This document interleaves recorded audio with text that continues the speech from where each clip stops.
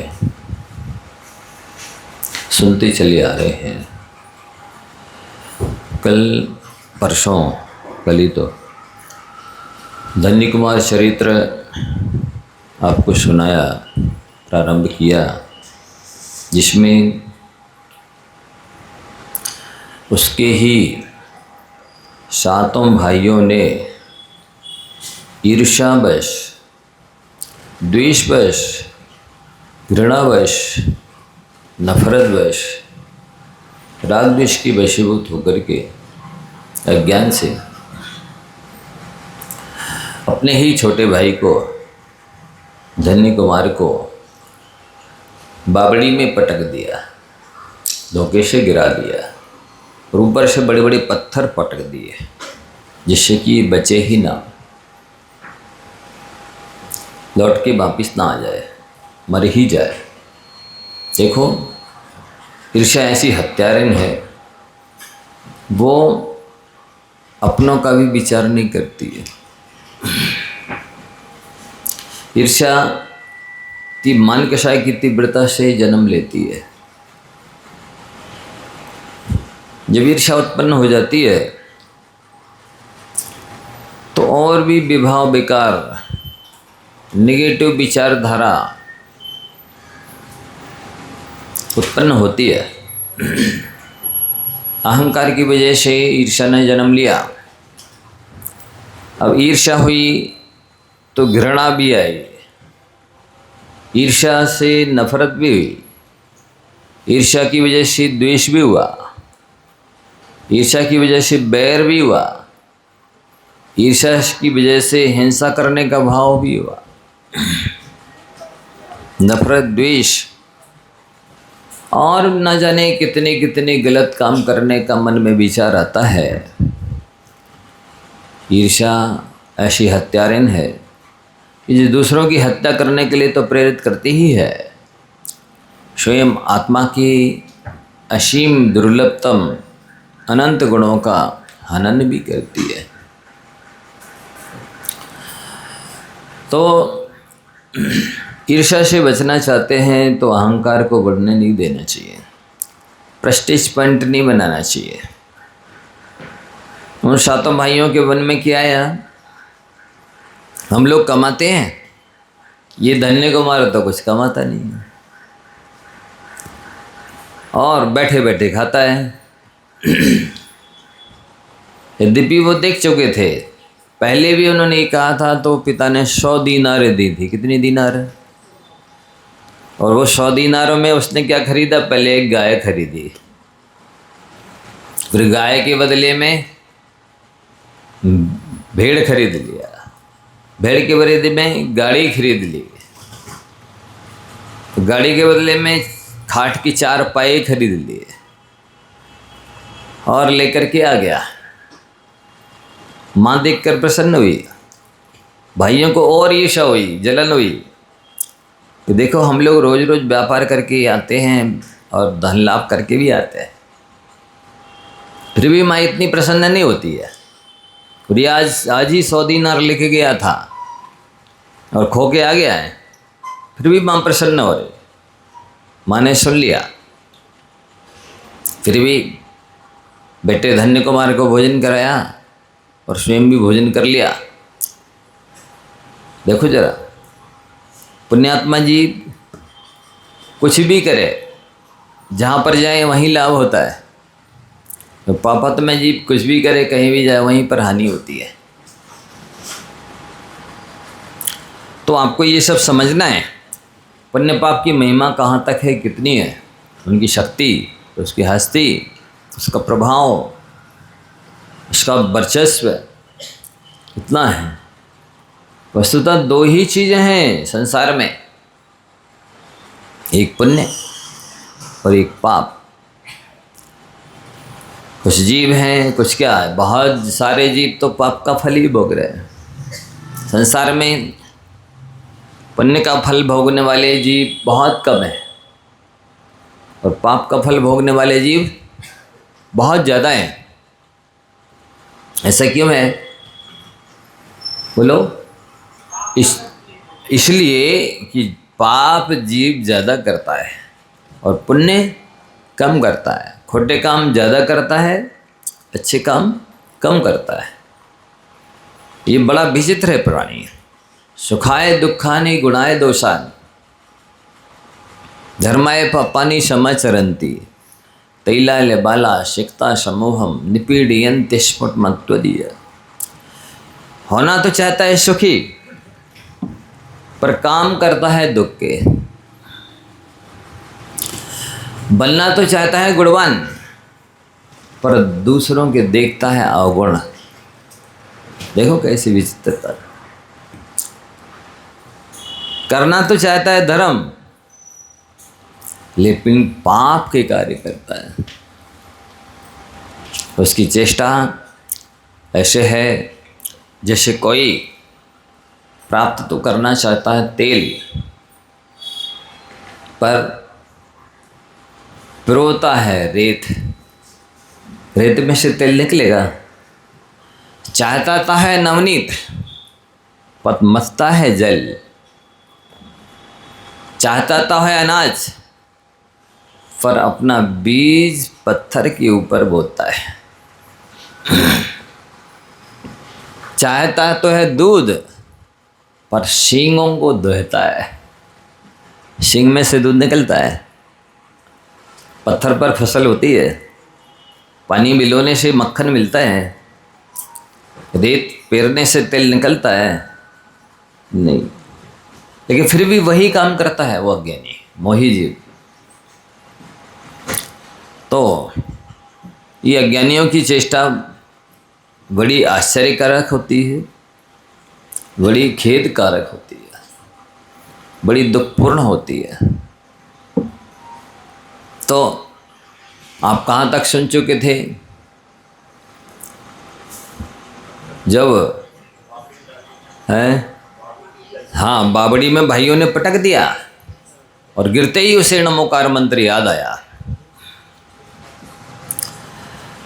पुण्य के प्रभाव से, उस महामंत्र की प्रसाद से, कृपा से जल देवता ने तुरंत उसकी रक्षा कर ली और जल निकलने के मार से उसे निकाल दिया। वो आने तो लगा था घर, लेकिन रास्ते में सोचता है मेरे भाई ईर्ष्यालु हैं और ईर्ष्यालु भाइयों की संगति से मुझे सुख शांति नहीं मिल सकती है, इसलिए छोड़ो अपन विदेश चलते हैं। और वो दूसरे देश को चला। रास्ते में क्या देखा? ये किसान खेत जोत रहा है। वो उसे बड़े गौर से देखने लगा कि मैंने बहुत सारी कलाएं विद्याएं सीखी, लेकिन ये कोई अपूर्व विद्या है। देखो जरा ये क्या कर रहा है। गौर से देख रहा था। पुण्यात्मा तो था ही। पुण्य कहाँ से आया है आपको आगे चल के बताया जाएगा। बहुत सुंदर था, वस्त्राभूषणों से अलंकृत था। किसान की दृष्टि उस पर पड़ी। ये देख रहा था उसका हल जोतना। तो किसान ने कहा, स्वामिन मैं गृहस्थ हूँ और शुद्ध दही भात लाया हूँ, आप भोजन करने की कृपा करें, मुझ पर अनुग्रह करें। जैसे ही पत्ते लेने के लिए वो गया, दोना बनाने के लिए, इधर इसने कहा देख तो ये हमसे बनता कि नहीं चलाते। जैसे ही उस हल का मुठिया पकड़ा, थोड़ी सा आगे बढ़ाया, ये वहाँ से मोहरों से भरा हुआ तांबे का घड़ा निकल आया। देखो पुण्यात्मा जीव जिस चीज़ को छूता है वो सोना बन जाती है। जिस चीज़ में हाथ डालता है, जो काम करता है, उसी में सफलता मिल जाती है। और ना भी करे बिना सफलता के, जहाँ पर पाँव रख दे, चरण रख दे, बैठ जाए, तो भी वहाँ लाभ हो जाता है। ये आपको विश्वास दिलाने के लिए, इसका फल महात्म्य बतलाने के लिए ये पौराणिक कथानक आपको सुनाया जा रहा है कि जिससे आप पाप से डरें और ज़्यादा से ज़्यादा पुण्य कमाएं। तो हुआ ऐसा, उसको दिख गया ये मोहरों से भरा घड़ा है, लेकिन उसने सोचा देखो मैं इस धन की वजह से ही तो मेरे भाई ईर्ष्या कर रहे हैं। मेरे अभ्युदय को नहीं देख पा रहे हैं तो मुझे मारना चाह रहे थे। ऐसे ही किसान न करे, तुरंत उसने ढक दिया मिट्टी से और बाहर जहाँ के तहाँ यथास्थान आकर के खड़ा हो गया। किसान पत्ते ला करके दोना बना करके अच्छे से प्रेम से उसने दधी भात इत्यादि इसको खिलाया। भोजन करके राजगृह का मार्ग पूछ करके और धन्य कुमार आगे बढ़ा। जैसे ही आगे बढ़ा, एक रिद्धिधारी मुनिराज अवधज्ञानी वहाँ विराजमान थे, उसे दर्शन हुए। निधियों के लाभ की तरह उसने लाभ माना। मुनि महाराज की बड़ी श्रद्धा से, भक्ति से, विनय से दर्शन किए, वंदन किया, परिक्रमा की, धर्मोपदेश सुना। धर्मोपदेश के दौरान आपको 5 बातें कल बताई गई थी, याद हो गई होंगी शायद। नहीं हुई हो तो फिर से सुन लो। अपने जीवन में 24 घंटे 12 महीने सदैव याद रखने जैसी है। कभी किसी का दिल दुखाने वाली बात मत करो। आपको ये वचन वरदान मिला है, वचन बल मिला है, बोलने की शक्ति मिली है, तो विचार करो। काल अनंत निगोद मझार, अनंत काल तक, अनादि काल से अनंत सागर अपने निगोद में निकल गए। वहाँ पर मात्र एक स्पर्शन इंद्री थी। ये वाणी नहीं मिली, रचना नहीं मिली, बोलने की शक्ति नहीं मिली। हम गूंगे रहे, मौन रहे, बिना बोले पशु कष्ट उठाता है और बोल करके मनुष्य कष्ट उठाता है। बोलो क्यों? पशु को बोलना आता नहीं है, बोलने की क्षमता नहीं है, इसलिए कष्ट उठाता है। मतलब बोलना जबान है ही नहीं वैसी इस टाइप की, रचना इंद्री है, वचन बल है, लेकिन बेचारे किसी स्कूल विद्यालय में ग्रामर पढ़े नहीं, बोलना सीखा नहीं, इसलिए दुखी होते हैं। और मनुष्य भी बोलना जानता तो है, लेकिन किस द्रव्य क्षेत्र काल भाव में क्या बोलना चाहिए, किससे बोलना चाहिए, कैसा बोलना चाहिए, कितना बोलना चाहिए, क्यों बोलना चाहिए इत्यादि नहीं जानता है। और जहाँ कहीं स्थान में अनुचित बोलकर, अनावश्यक बोलकर कष्ट उठाता है। तो कभी किसी का दिल दुखाने वाली बात मत कहो, जिससे किसी का दिल दुख जाए, नुकसान हो जाए, बैर हो जाए, लड़ाई हो जाए, घाटा हो जाए, मरण हो जाए, अपयश हो जाए, ऐसे वचन मत बोलो। निंदा करने वाले, चुगली वाले वचन मत बोलो। ये वरदान अभिशाप बन जाएगा, ये पाप हो जाएगा, ये अपराध हो जाएगा, इससे अपयश हो जाएगा, कलंक लग जाएगा, अनादर हो जाएगा। बोलने के पहले हृदय रूपी तराजू पर तौलो। ये हम बोल रहे हैं, इन शब्दों को सुनकर सामने वाले क्या हिंसा करने लग जाएगा, क्या झूठ बोलने लग जाएगा, ये चोरी करने के लिए प्रेरित हो जाएगा, ये ब्रह्म सेवन में लग जाएगा, कि परिग्रह संचय में लग जाएगा, ये क्रोध आ जाएगा उसको।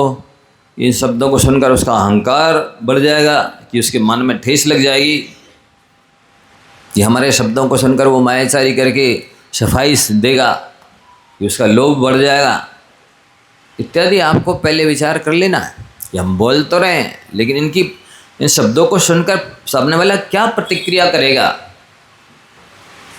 क्या रिएक्शन करेगा। जो वो रिएक्शन करेगा, यदि शुभ कार्य में प्रवृत्त होता है तो आपको उसका 16.5% पुण्य मिलेगा, और यदि अशुभ कार्य में प्रेरित होता है तो आपको 16.5% पाप का बंध होगा।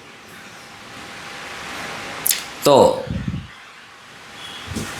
कभी किसी का दिल दुखाने वाली बात मत कहो। दूसरा क्या है? अधिक योग्य बने बिना बड़ों की बराबरी का दावा मत करो। आपकी योग्यता कितनी है, आपकी क्वालिटी क्या है, आपका पुण्य कितना है, आपका पुरुषार्थ कितना है, आपके हेल्पर सहयोगी साथी कितने हैं, आपके पास साधन कितने हैं। इन सब बातों का विचार करके आपकी पोजीशन, आपकी योग्यता, आपकी संपन्नता क्या है, कितनी है, उसको देख करके काम करो। चाहे कोई व्यापार हो, कोई लेन देन हो, कोई भोग की सामग्री खरीदना हो, उसको देख कर करो। यदि आप इन सब बातों का विचार किए बिना दूसरे की बराबरी करेंगे, देखा देखी करेंगे, कंपटीशन करेंगे, प्रतिस्पर्धा में आ जाएंगे, ईर्ष्या करेंगे, द्वेष करेंगे, आप दुखी हो जाएंगे। इसलिए सामने वाले की परिस्थिति मनस्थिति क्या है और अपनी परिस्थिति मनस्थिति क्या है, इन सब बातों का विचार करके आपको काम करना चाहिए। तो अधिक योग्य बने बिना जब तक आपके पास योग्यता नहीं है, पुण्य और पौरुष नहीं है, ये भी देखना है कि हमारा पुण्य कितना है। अनुमान तो लगता है, सामने वाले का पुण्य कितना है। बिना पुण्य के आप प्रतिस्पर्धा करेंगे, आप दुखी होंगे, आप कष्ट में पड़ेंगे, आपके दुख में वृद्धि होगी। जैसी स्थिति थी अब और परिस्थिति खराब हो जाएगी। जो भी तुम्हारा भला करे उसकी बात मानो। तीसरी बात क्या है? जो भी तुम्हारा भला करे उसकी बात मानो। आप अपने भला करने वाले को, अपने शुभचिंतक को, अपने हितैषी को, अपने गार्जियन को, अपना कल्याणकर्ता को पहचानिए। कौन है? आज सबसे बड़ी खेद की, दुख की बात यह है कि लोगों को ये विवेक ही नहीं है कि मेरा हितैषी शुभचिंतक कौन है। आपको मालूम होना चाहिए कि कौरवों का मार्गदर्शक कौन था? शकुनी मामा था ना। तो क्या स्थिति हुई, उसका परिणाम क्या निकला? सब भाई मारे गए ना, पराजय हुई, हानि हुई जन धन की, अपयश हुआ, दुर्गति हुई। इसलिए आपका गार्जियन, आपका गुरु, आपका मार्गदर्शक, आपका मित्र, आपका साथी, जिसके साथ आप बैठते उठते हैं, खाते पीते हैं, व्यापार धंधा करते हैं, लेन देन करते हैं, बातचीत करते हैं, वो कैसा है, इसका विचार करना चाहिए। ये विवेक लोगों में नहीं है कि हम किसके साथ उठते बैठते हैं, इससे हमारा भविष्य क्या होगा, इससे हमारा जीवन क्या होगा, इससे हमारे संस्कार कैसे होंगे, इससे हमारे पुण्य की वृद्धि होगी कि हानि होगी। और पांडवों का मार्गदर्शक, यदि आपका गुरु, गार्जियन, हितचिंतक, शुभचिंतक आदर्श चरित्रवान होगा, धर्मात्मा होगा, दयालु होगा, ज्ञानी वैरागी होगा, तो आपका जीवन भी उसके समान श्रेष्ठ और ज्येष्ठ बनेगा और भविष्य भी उज्जवल होगा।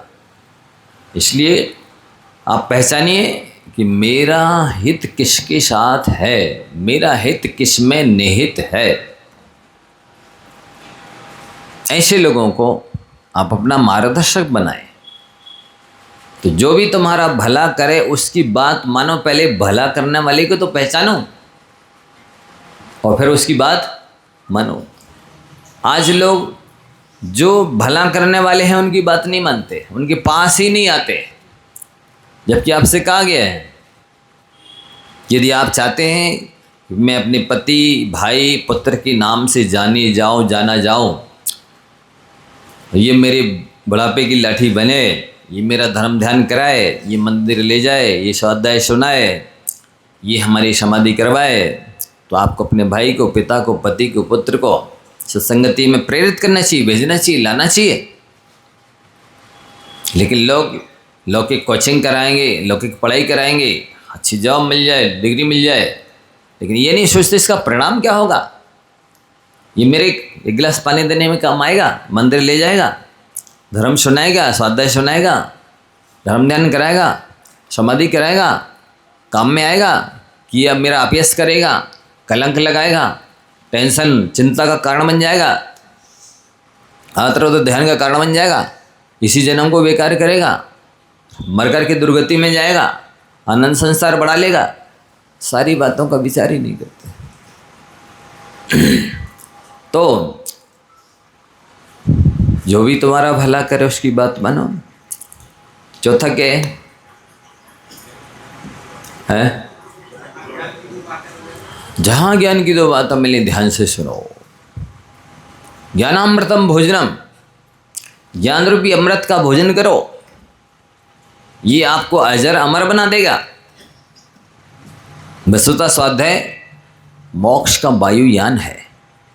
जैसे कोई व्यक्ति यात्रा करे, शंभे शिखर जाए, पैदल जाएगा काफ़ी समय लगेगा, साइकिल से जाएगा थोड़ी जल्दी पहुंच जाएगा, स्कूटर से जाएगा और जल्दी पहुंच जाएगा, फोर व्हीलर से जाएगा और जल्दी पहुंच जाएगा, बस से जाएगा और जल्दी पहुंच जाएगा, ट्रेन से जाएगा और जल्दी पहुंच जाएगा, और फ्लाइट से जाएगा। तो इसी तरह आप धर्म के दूसरे साधनों को अपनाएंगे तो वो पैदल चलना, साइकिल से, स्कूटर से, फोर व्हीलर से चलने जैसा मोक्ष मार्ग में चलना होगा।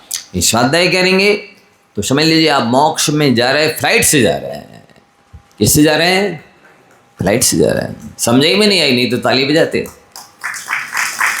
बाकी जानवरों की अपेक्षा गधे को थोड़ी देर से समझ में आता है। आप सब तो पढ़े लिखे समझदार हैं।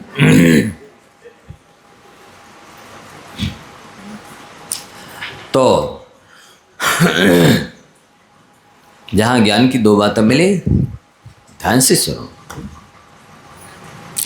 ज्ञान अर्जन करने के लिए, ज्ञान की वृद्धि करने के लिए आप करोड़ों कामों को छोड़िए, करोड़ों उपाय अपनाइए और अपने ज्ञान की वृद्धि कीजिए। ज्ञान की वृद्धि करोगे कल्याण नियम से होगा, धन की वृद्धि करोगे तो कल्याण अकल्याण नियम से होगा। क्या बोला? ज्ञान की वृद्धि करोगे तो कल्याण नियम से होगा और धन की वृद्धि करोगे तो अकल्याण नियम से होगा। क्यों? वर्तमान पंचम काल में जो लक्ष्मीवान होंगे ना, धनवान, भी पापानुबंधी पुण्य वाले होंगे। नरसिंहपुर वालों की बात नहीं कर रहा। वे क्या करेंगे? लक्ष्मी का वाहन उल्लू है, वे उल्लू के पट्टे होंगे। वे अंधे होंगे। उल्लू को दिन में नहीं दिखता है, रात में दिखता है। और वे रावण की तरह अपने पैसों को भोग में लगाएंगे। 3 स्टार, 5 स्टार, 7 स्टार भी ढूंढेंगे। उनका पैसा मेडिकल में जाएगा, उनका पैसा डॉक्टर के यहाँ और वकील के यहाँ जाएगा, उनका पैसा भोग में खूब लगेगा। अथवा वे मुनीम बने बने मर जाएंगे रखाते रखाते, लेकिन उसका सदुपयोग नहीं कर पाएंगे। अहंकार अवश्य करेंगे उस धन का। ऐसे मनुष्य पंचम काल में होंगे। तो ज्ञान की वृद्धि कल्याण की नियामक है और धन की वृद्धि अकल्याण का नियामक है। जहाँ ज्ञान की दो बातें मिले, सम्यक ज्ञान की दो बातें मिले, मिथ्या ज्ञान की नहीं। ध्यान से सुनो। 5वीं बात,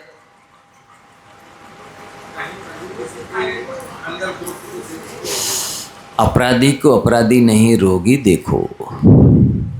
अपराधी को अपराधी नहीं रोगी देखो। अपराधी को अपराधी के रूप में देखोगे तो घृणा होगी, ईर्ष्या होगी, नफरत होगी, द्वेष होगा, बैर होगा, विरोध होगा, निंदा करोगे, चुगली करोगे, बैर और बदले की भावना होगी।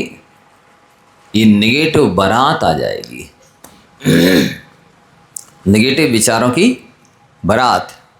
और यदि रोगी देखोगे तो करुणा उत्पन्न होगी, दया होगी, सहयोग का भाव आएगा, वात्सल्य होगा, परस्पर उपग्रह जीवना में सूत्र ध्यान में आ जाएगा। मलम लगाने का भाव आता है यदि कोई बीमार हो, जख्मी हो।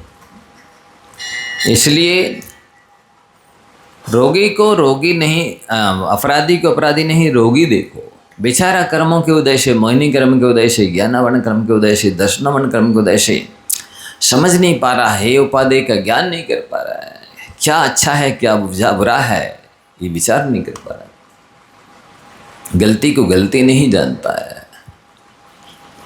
और साथ ही एक बात और कही थी, क्या कही थी? ये अपना ही तो है। जब हम किसी को अपना लेते हैं ना, तो जिससे राग हो जाता है उसमें अवगुण ही अवगुण भरे हों तब भी एक भी अवगुण दिखाई नहीं देता है, और जिससे द्वेष हो जाता है उसमें गुण ही गुण भरे हों तब भी एक भी गुण दिखाई नहीं देता है।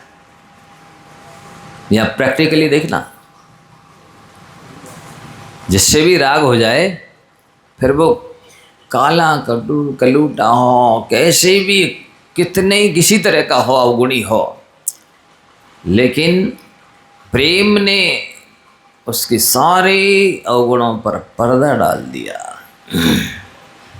जिससे द्वेष हो जाए तो फिर उसमें कितनी अच्छाइयाँ रहें, द्वेष ने उसके गुणों पर पर्दा डाल दिया। तो आप क्या करना चाहते हैं, बोलो? हैं? प्रेम करना चाहता, प्रेम करो, वात्सल्य करो, शुद्ध विशुद्ध प्रेम करो, जिस प्रेम के साथ वासना ना हो, जिस प्रेम के साथ स्वार्थ ना हो, जिस प्रेम के साथ छल ना हो, ऐसा विशुद्ध प्रेम करो। तो ये उपदेश बहुत बड़ा लंबा चौड़ा है, वो आज बात में सुनाया जाएगा। क्यों? अभी तो मंगलाचरण चल रहा है, अभी प्रवचन शुरू नहीं हुआ। तो हुआ ऐसा, उन अवधिगानी मुद्राज से धर्मोपदेश सुनने के बाद धन्य कुमार ने पूछा, भगवान क्या कारण है कि मेरे भाई मुझसे ईर्ष्या करते हैं, और किस पुण्य से मेरी माता मुझसे प्रेम करती है, और मुझे पग पग पर धन मिलता है। ये प्रश्न किया विनम्रता से। प्रश्न करना ये एक प्रकार का प्रश्न नाम का स्वाध्याय है। पूछना भी तप है क्या, लेकिन पूछने का ढंग होना चाहिए। विनय से पूछो और अपने अज्ञान को दूर करने के लिए पूछो, अथवा जो जाना है वो सही है कि नहीं इस संदेह को दूर करने के लिए पूछो, अपने अध्यवसाय को दृढ़ करने के लिए पूछो। इसलिए नहीं पूछो कि वक्ता कितने गहरे पानी में है, देखो जरा इनको पता है कि नहीं, आता कि नहीं। अथवा ये नहीं बता पाएंगे तो मैं बता दूंगा, फिर मेरा वर्चस्व प्रभुत्व बढ़ जाएगा, इनको नीचे देखना पड़ेगा, अभी बहुत से कि हाँ करें। तो इससे आपको उल्टा कर्मों, अशुभ कर्मों का, ज्ञानावरणादि कर्मों का बंद होगा। इसलिए जब ये स्वाध्याय है और ये परम तप है तो उसको तप के ढंग से किया जाना चाहिए, विनय से पूछा जाना चाहिए, अच्छे अभिप्राय से पूछा जाना चाहिए। धन्य कुमार ने जब ये प्रश्न किया विनय से, तो अवधिगानी विद्याधारी मुद्राज थे, उन्होंने बताया, और उस धन्य कुमार का पूर्व इतिहास बताया जा रहा है। जैसे सुना, नाम और गांव, दो चीज़ें याद रखती जाइए, पूरा पुराण कथानक चरित्र आपको याद हो जाएगा। अवधिगानी मुनिराज ने बताया, इसी मगध देश के भूमि तिलक नगर में राजा कामवृष्टि राज्य करते थे। उनकी रानी का नाम मृष्टादाना था। उनके एक सुकृत पुण्य नाम का नौकर था। मगध देश के कहाँ पर, भूमि तिलक नामक नगर में कामवृष्टि नाम की राजा और मृष्टादाना नाम की रानी रहते थे। उनके एक सुकृत पुण्य नाम का नौकर था।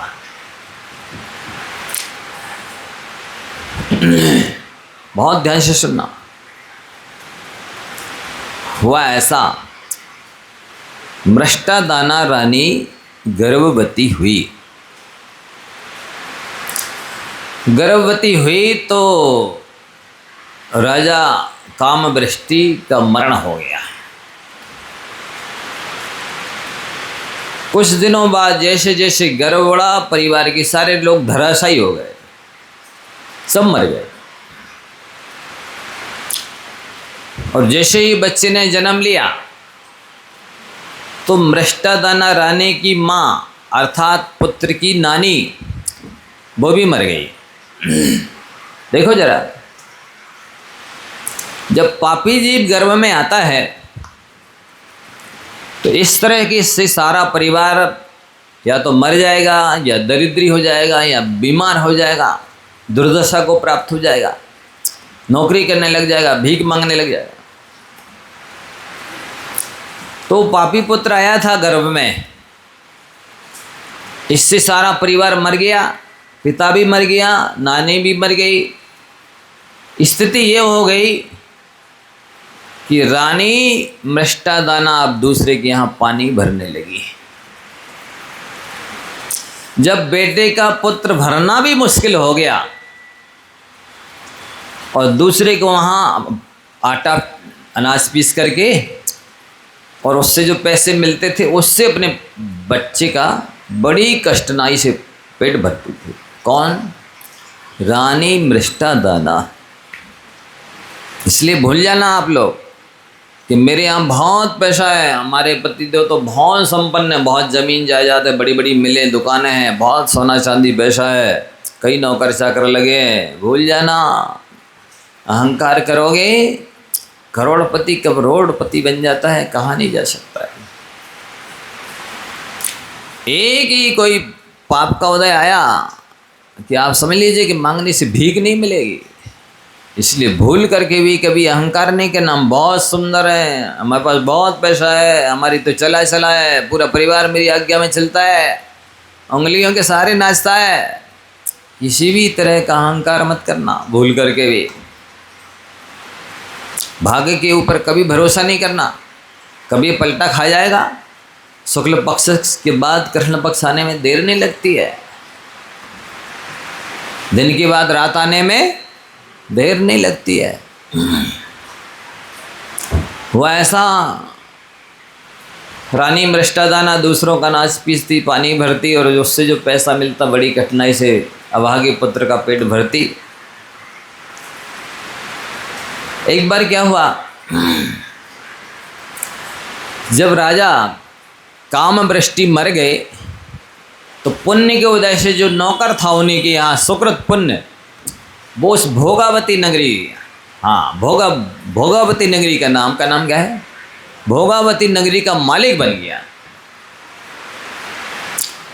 वो भूमि तिलक के स्थान पर भोगावती नगरी लिखना था आपको।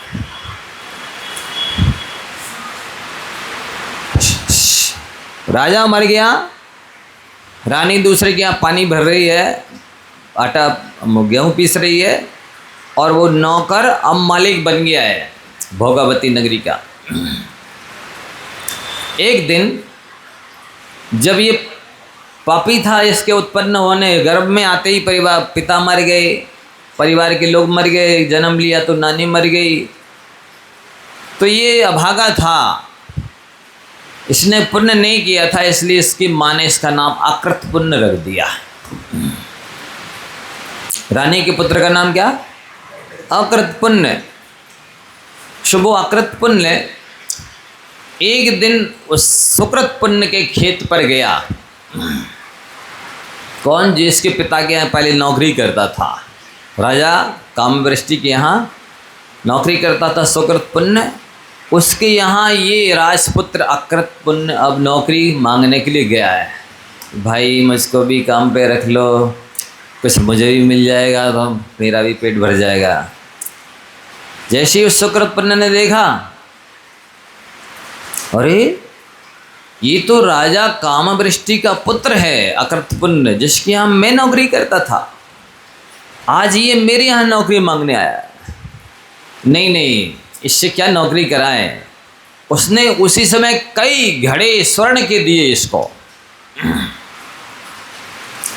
जैसे इसके हाथ में आए वो अंगार बन गए, अंगार की तरह जलाने लग गए।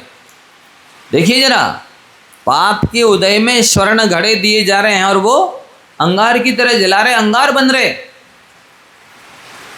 इसलिए भूल जाना कि आप कमा रहे हैं। ये कभी भी पुण्य खत्म हुआ कि आपका सारा के सारे सोने चांदी की बट्टी मिट्टी रूप हो जाएगी। जहाँ रखी वहीं पर या तो कपूर की तरह उड़ जाएंगी, देखने तक नहीं मिलेंगी। सोने चांदी के वस्त्राभूषण हो, चाहे रुपये पैसे हो, चाहे जमीन जाए, कुछ भी हो, सब मिट्टी रूप हो जाएगा, कपूर की तरह उड़ जाएगा। चक्रवर्ती का पुत्र कभी चक्रवर्ती नहीं बनता है, ध्यान रखना। तो तीर्थंकर का पुत्र तीर्थंकर नहीं बनता है। इसी तरह से आप समझो, मेरे बाप दादों की बहुत संपत्ति है, जमीन जायदाद सोना चांदी, मुझे कोई कमी नहीं है। भूल जाना, कब वो मिट्टी बन जाएगी, कब कपूर की तरह उड़ जाएगी, कहाँ नहीं जा सकता। देखते देखते सारा परिस्थिति मनस्थिति बदलते देर नहीं लगती है।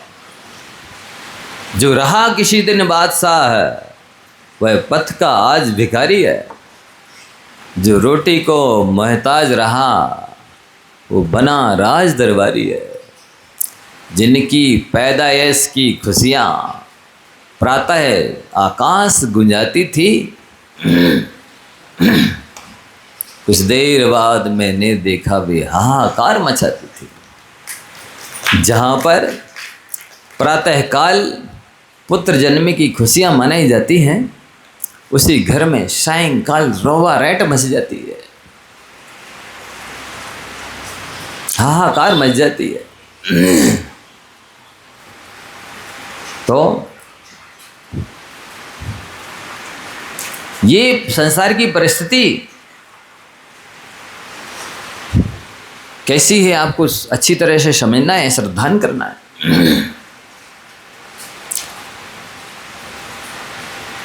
जो सगे होते हैं, अति परिचित होते हैं, घनिष्ठ संबंधी होते हैं, वे जिस दिन पाप का उदय आता है, देखकर मुंह फेर लेते हैं, मिलना नहीं चाहते हैं, बात नहीं करना चाहते हैं।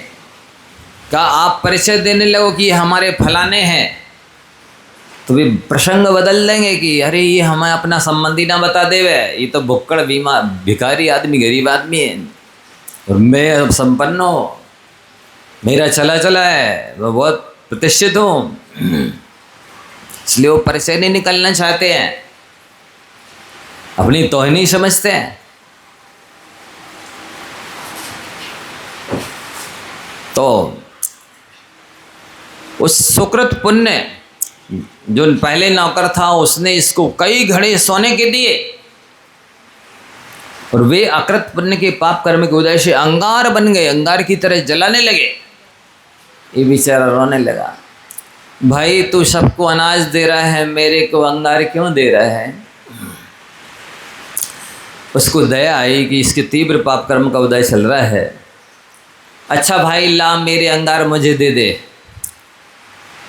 उसने उसके हाथ में आए वो सोने के घड़े सोने ही थे, सोने हो गए फिर से। भाई एक काम कर, वो अनाज के ढेर लगे हैं, तुझे जितने चाहिए वो तू ले जा, मैं तुझे अंगार नहीं देता, चल वो ढेर लगे ना अनाज के, उसमें से ले जा। फटा दुपट्टा था उस अभागे का, जितने बांधे चने उसमें से घर जाते जाते ही आधे से जमीन में गिर गए। उसकी माँ ने पूछा, बेटा आज ये चने तू कहाँ से लाया। उसने कहा हम सुकृत पुण्य के खेत से लाए। माँ ने माथा ठोका, ये मेरे यहाँ नौकरी करता था, कल मेरे यहाँ बर्तन मांजता था, आज मेरा बेटा उसके यहाँ नौकरी करने गया था। ये स्थिति उसको देखी नहीं गई, सुनी नहीं गई। उसने उसी चने से कुछ रोटी बनाई, कपड़े में बांधी कि चलो बेटा अपन अन्यत्र चलते, दूसरे गांव। यहाँ हम नहीं रह सकते, जहाँ रानी रह कर के रहे, बन कर के रहे हैं, वहाँ हम पानी भर रहे हैं। जो हमारे यहाँ नौकरी करता था, हमारा बेटा उसके यहाँ नौकरी करने जा रहा है। नहीं, अब यहाँ नहीं रहेंगे। माँ चल दी, और चल करके ध्यान से सुनना, बहुत मार्मिक कहानी है। आपको पुण्य पाप पर विश्वास हो जाए, क्या चीज़ होती है कर्मों का खेल तमाशा कैसा होता है। कहाँ जा रही है अब रानी? बेटे को लेकर के रोटियां सूखी बना करके नाश्ते के रूप में रास्ते में खाने के लिए ले करके चल दी। कहीं अन्यत्र नौकरी करेंगे, किसी अन्यत्र कहीं कोई काम मिल जाएगा सेवा का, तो वहाँ रहेंगे। कम से कम लोग पहचानेंगे तो नहीं कि ये वही मिष्टादाना रानी है। व्यक्ति को कषाय तो सताती ही है ना। जहाँ सम्मान मिला है राज रानी का, और वहाँ पर वो पानी भरे, दूसरे का अनाज पीसे, नौकरी करे, उसका राजपुत्र दूसरे के यहाँ नौकरी करे, ये वो नहीं देख सकती थी, सुन नहीं सकती थी, सहन नहीं कर सकती थी। बेचारी नाश्ता बांध करके चली। रास्ते में क्या देखती है, एक गांव है भूमि तिलक नगर, वहाँ पर एक धनपति रहता था। उसके यहाँ उसने जाकर अपनी सारी परिस्थिति मनस्थिति बताई, और उसने सुन कर के, देवदत्त उसका नाम था, ठीक है आप हमारे यहाँ भोजन बनाने के लिए रह सकती हो। तो मृष्टादाना रानी उसके यहाँ भोजन बनाने के लिए लग गई काम पर। उस देवदत्त से कहा कि भाई मेरे बच्चे को भी कोई काम दे दो। ठीक है, ये हमारे बछड़े चराने, गायें चराने जाया करेगा। राजपुत्र बरेदी बन गया और वो रोटी वाली बाई बन गई, उसके यहाँ भोजन बनाती, और ये बछड़े चराने, गायें चराने जाता जंगल में। कहाँ रहेगी भाई? रहने के लिए तो हम नहीं देंगे, नहीं तो उसका किराया काट लेंगे। चलो ठीक है, घर के बाजू में एक झोपड़ी बना दी घास फूस की। राज रानी मृष्टादाना उस झोपड़ी में रहेगी। सुन रहे आप लोग? ध्यान से सुन रहे ना? रोटी बनाने वाली बाई उसी घर के बाजू में घास फूस की झोपड़ी में रहती थी, और राजपुत्र गायें चराने जाया करता था। देवदत्त के 7 पुत्रों के लिए नाश्ते में खीर बनती थी। ये बेचारा अकृत पुण्य भी मांगता, माँ हमें भी। नहीं बेटा, बिना पुण्य के कहाँ अच्छा भोजन मिलता है, कहाँ अच्छे वस्त्राभूषण मिलते हैं, बिना पुण्य के कहाँ अच्छे से रहने के लिए मिलता है, बिना पुण्य के कहाँ कोई इच्छा पूरी होती है। फिर भी बच्चा तो बच्चा था, वो क्या समझे पुण्य पाप। रोने लगा। उस देवदत्त के पुत्र में बहुत मारा इसको। अब क्या करती बेचारी, उसी के यहाँ नौकरी कर रही थी। उसके गाल सूज गए, इतना मारा उन 7 पुत्रों ने। रो रहा था। उस देवदत्त ने पूछा, ये क्यों रोता है? उसने, कुछ नहीं, ये नाश्ता मांगता है, आपके बच्चों ने मार दिया है इसको, मारा है इसलिए रो रहा है। लो सामग्री दे दी खीर की, ये चावल ले जाओ, ये दूध ले लो, तुम बना के खिला देना इसको। पहली बार बहुत समय के बाद खीर का सामान मिला था। दूध है, चावल है, चीनी है। उसकी माँ ने अच्छी शुद्धि से, सफाई से खीर बनाई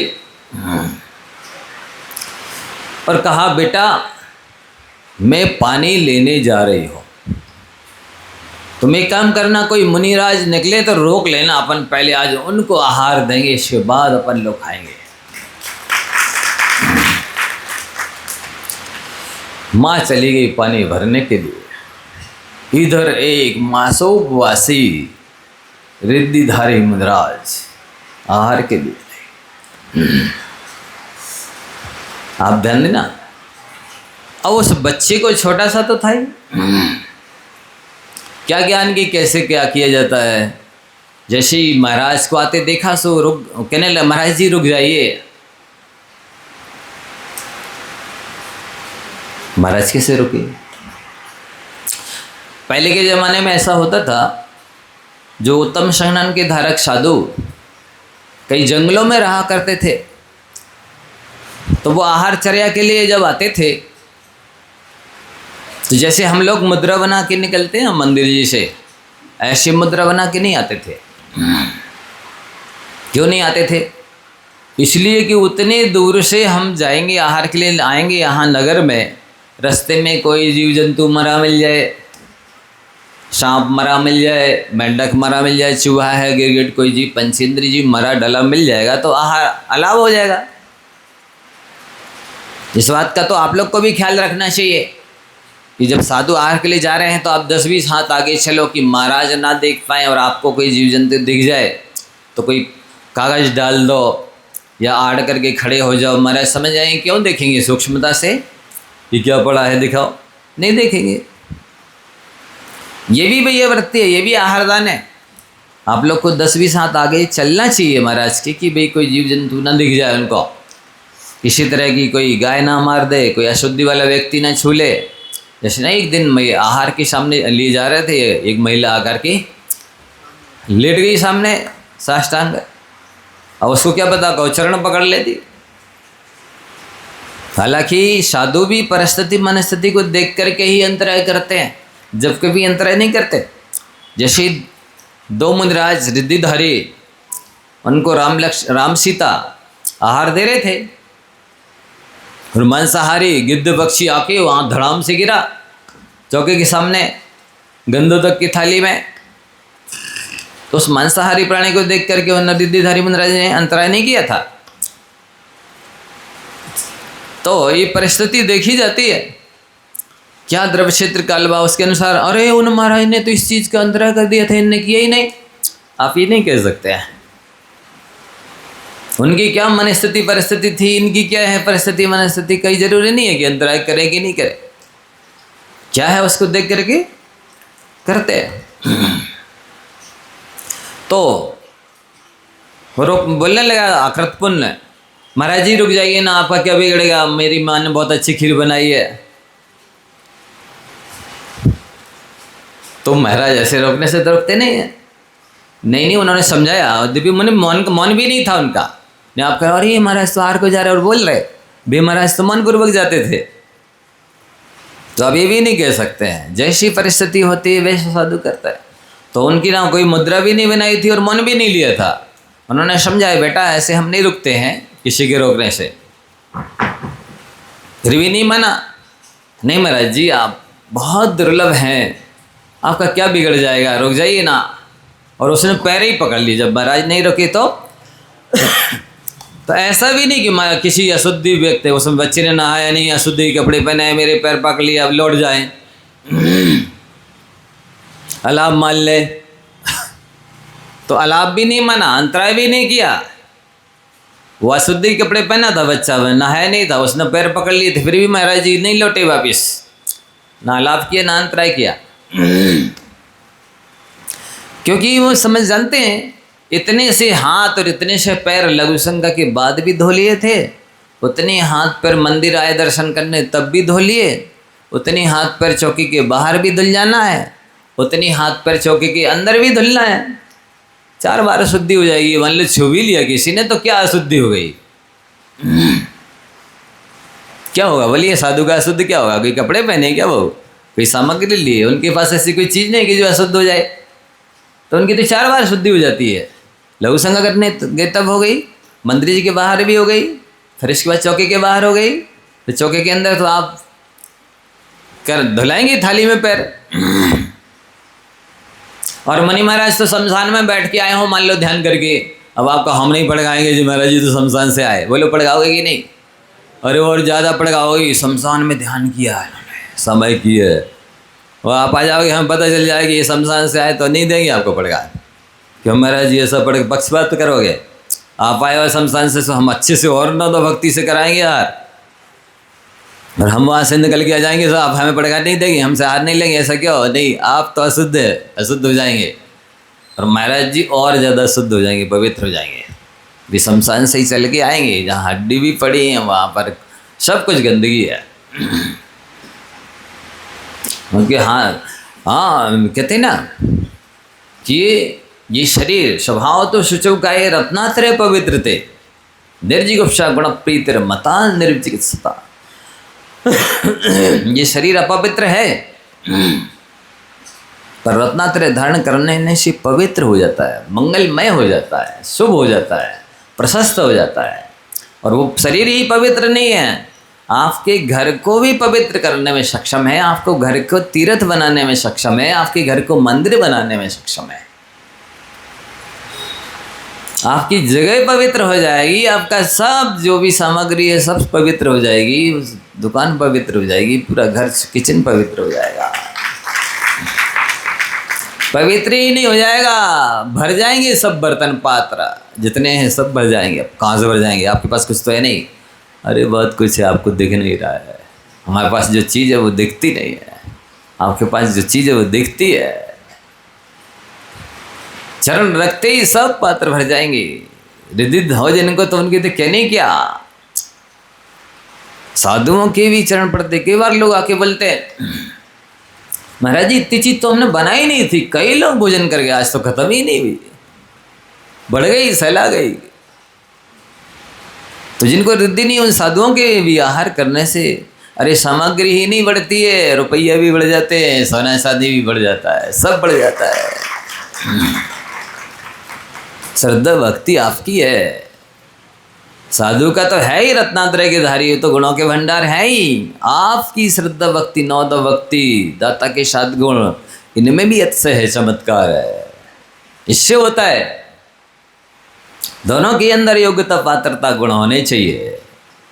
आपके अंदर है ही नहीं कुछ, न भक्ति है, न श्रद्धा है, न दाता के 7 गुण है, न नौद भक्ति है। महाराज जी के पास होना चाहिए सब कुछ, हम तो श्रावक हैं। नहीं, श्रावक तो है, पर आपके अंदर भी होना चाहिए। श्रद्धा में अतिशय है, चमत्कार है, जादू है। श्रद्धा भक्ति क्या नहीं करती है।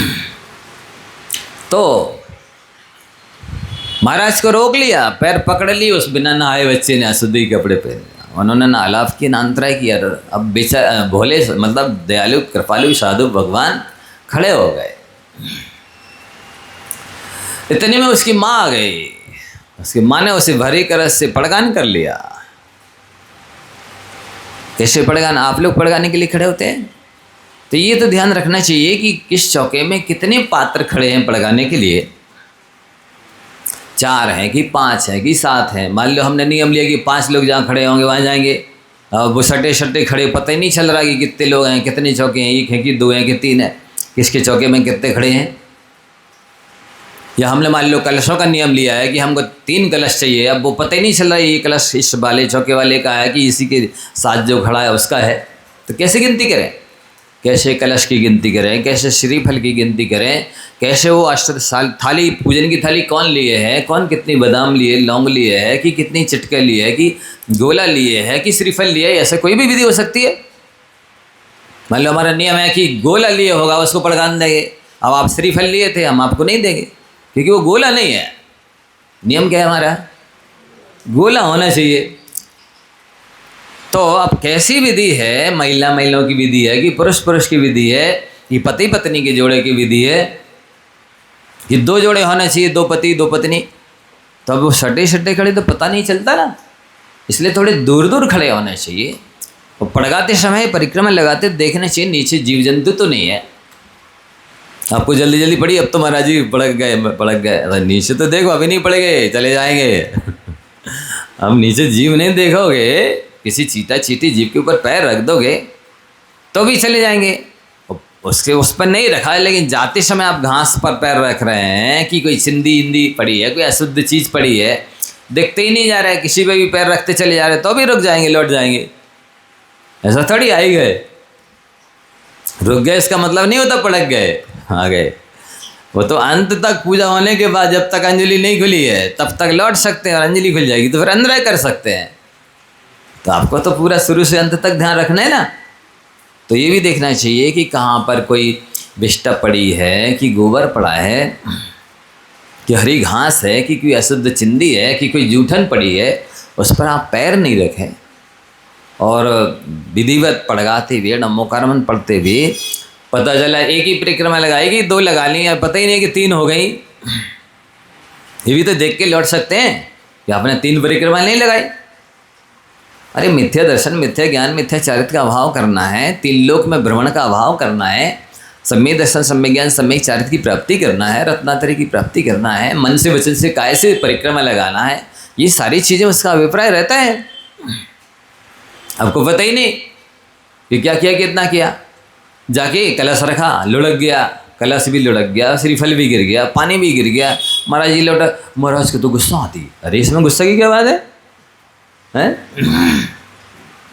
नौदा भक्ति चाहिए, दाता की 7 गुण चाहिए। आपने इतना बोल दिया, साधु की निंदा हो गई, अवर्णवाद हो गया, भारी पाप बंद कर लिया, हो सकता 70 कोड़ा कोड़ी सागर का बंद हो जाए, क्योंकि गुरु महाराज का वर्णवाद किया, अभिनय किया, साधना वराधना की है। इसलिए इसका भारी प्रायश्चित करना चाहिए थी, गलती होती इस तरह की। तो आप गलती कर रहे हैं, उनको तो नौदा भक्ति चाहिए, इसमें अहंकार वाली क्रोध वाली बात ही नहीं है।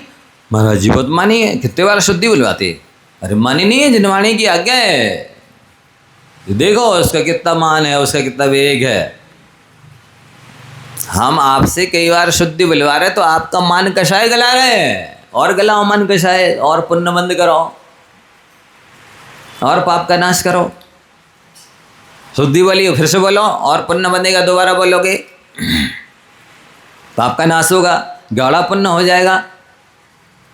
फिर से बोलो, बोल तो दी महाराज जी, नहीं, फिर से बोलो, और अभी अब कसाय नहीं गली है, मन कसाय नहीं गली,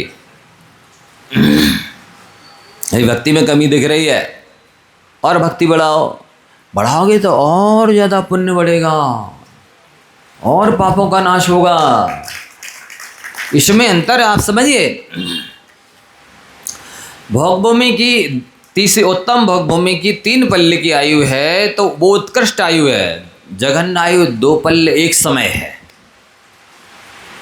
अब किसी की 2 पल्ले एक समय, किसी की 2 पल्ले 2 समय, 3 पल्ले आदि बढ़ाते बढ़ाते बढ़ाते 3 पल्ले तक पहुंचेगी, तो इतने प्रकार की भक्ति होती है, इसलिए इस तरह की आयु बनती है।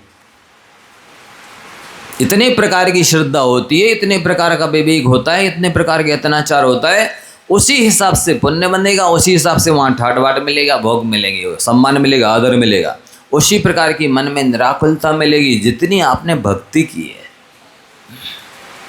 जितना आपने पुण्य बांधा है, जितनी अत्याचार से, विवेक से, विधि से, क्रम से किया है, उस हिसाब के उस ढंग का पुण्य बनेगा।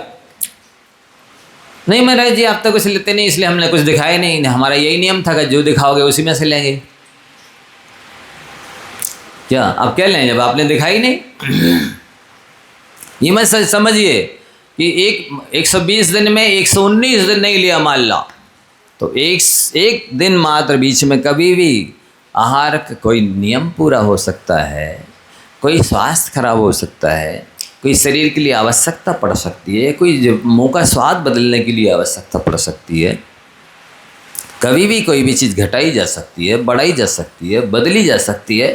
आपको क्या पता हमारा किस विधि से कौन सा नियम है, किस कंडीशन को लेकर के हम किस कंडीशन में अपने नियम को तोड़ सकते हैं, आपको थोड़ी पता। महाराज जी क्या लेते हैं? महाराज जी आप यही तो लेते हैं, सो हमने दिखा दिया। अरे हमने ठेका लिया है कि जिंदगी भर के लिए कि यही लेंगे? हैं? कभी भी बदल सकते हैं, कभी भी स्वास्थ्य के लिए कमजोरी है कि चक्कर आ रहा है कि विहार करना है, कल का उपवास करना है, उस हिसाब से घटा बढ़ा सकते ना। गर्मी में कोई दूसरा लगे, कल पानी नहीं गिर रहा था तो दूसरा वजन लिया था, आज पानी गिर रहा था दूसरा ले सकते हैं। नियम है नहीं, वो तो महाराज जी वो लेते हैं, तो हमने वही दिखा दिया आपको। अरे एक बात देखो, पहली बात तो नियम पूरा हो सकता है तो ले सकते हैं, दूसरी बात कमजोरी लग रही तो ले सकते हैं, तीसरी बात स्वास्थ्य खराब हो गया है तो भी ले सकते हैं, चौथी बात है कि मान लो ऋतु बदल गई है, स्वास्थ्य बदल गया है, मेहनत बदल गई है, तो भी बदल सकते हैं। पांचवी बात ये है, आपने सामग्री दिखाई 4-5 थाली और हमने 4-5 चीज़ें ही मात्र ली, तो जितने लोग देख रहे हैं, दिखा रहे हैं, उनके मन में भी तो कोई विकल्प पता हो, इतने सारे सुंदर सुंदर मिष्टान्न इनको दिखाए, पर इनने 3-4 ही चीज़ें ली। हम तो देखो भोजन के पीछे कितने लड़ते हैं, कितने झगड़ते हैं, ज़बरदस्ती बनवाते हैं, मंगाते हैं, कितना रागद्वेष करते हैं, हमें कितनी गुस्सा आती है। बताइए, इन्होंने तो कुछ भी नहीं, हमें भी इतना राग नहीं करना चाहिए, कुछ तो हमें भी त्याग करना चाहिए। ये भाव आता कि नहीं? तो ये प्रभावना हुई कि नहीं? जो आपने दिखाई नहीं, आप तो यही लेते, सामने यही बनाया, यही दिखा दिया, आप सलाह दिया आपको, नहीं, गलत बात।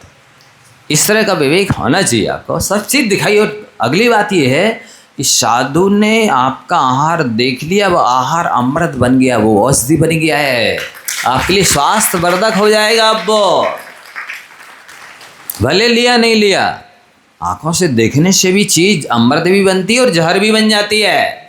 आपको नहीं मालूम, जैसे कोई एमसी वाली महिला पापड़ देख ले तो उसका स्वाद बदल जाता है, रंग बदल जाता है, नहीं मालूम? सांप गर्भवती महिला को देख ले तो वो अंधा हो जाता है।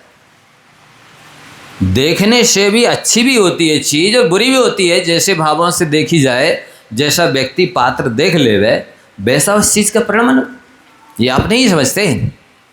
इसी तो होता है होटलों पर जो भोजन रखा है, सब जाति के लोग देख रहे हैं, कोई दिनहीन दरिद्री भिखारी भी देख रहे हैं, ललचा रहे हैं, हमको नहीं मिलती ये चीज़ खाने के लिए। अब वो सब रस खींच लिया उनने आँखों से, समझ रहे? दूषित हो गया वो, अशुद्धि की महिलाएं देख रही हैं, छू रही हैं, बना रही हैं। दूसरी जाति के लोग जो शौच जाने के बाद में हाथ तक नहीं मटाते हैं, वो बना रहे हैं, देख रहे हैं, छू रहे हैं। इससे वो सारी चीज़ें दूषित हो रही कि नहीं? तो वो चीज़ें अमृत भी बनती हैं। यदि योग्य पात्र उत्कृष्ट पात्र देख ले, साधु देख ले, तो वो सब औषधि बन गया, अमृत बन गया। अब वो सारी चीज़ें बढ़ेंगी, स्वास्थ्यवर्धक होंगी, लाभदायक होंगी, धर्म की प्रभावना हुई। ये सारी चीज़ों का विचार करके सब चीज़ें दिखानी चाहिए आपको रोज़। चाहे 119 दिन ना लें, 120वें दिन ले सकते ना, वो कभी भी कोई भी 120वें दिन हो सकता है, बीच का दूसरा दिन, तीसरा दिन भी हो सकता है, अंतिम दिन भी हो सकता है। तो ये सारी चीज़ें समझ करके आपको सब दिखाना है, भले वो लें या नहीं लें, आपके लिए तो अमृत बनी रहे ना। घाटा क्या है? नहीं, अकेला बुरा दिखा देते हैं और उसी से बाकी बने आइटम क्या दिखाना। बुरा लेंगे इसका मतलब सब चीज़ें लेंगे, बुरा नहीं ले रहे इसका मतलब कोई भी चीज़ नहीं लेंगे। अरे बुरा नहीं लेंगे, उसका बना आइटम लेने का नियम है हमारा, बुरा लेने का त्याग है। तो आपको सारे आइटम दिखाने चाहिए ना। नमक दिखा दिया, नमक लेंगे तो सारी चीज़ें नमक की लेंगे, और नहीं लेंगे नमक तो कोई भी चीज़ नहीं। हमारे नमक नहीं लेना ऊपर से, उसमें डला होगा तो वो लेंगे, ऐसा भी तो हो सकता है। तो ये सारा विवेक श्रावकों को होना चाहिए। बाकी की चर्चा आगे की आगे करेंगे। अभी तो उस बालक ने मुनि महाराज की पैर पकड़ लिए, अब क्या होगा आगे देखिए। कुछ शंका है आप लोगों को?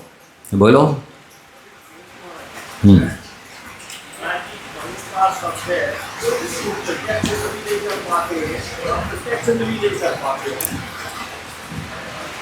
प्रत्यक्ष में भी नहीं कर पाते, अप्रत्यक्ष में भी नहीं कर पाते। परोपकार। जी हाँ, और इसका फल क्या मिलेगा?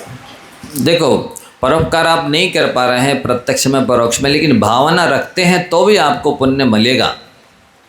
लेकिन आप समर्थ हैं फिर भी आलसी बने नहीं कर पा रहे हैं तो वह अलग बात हो जाएगी।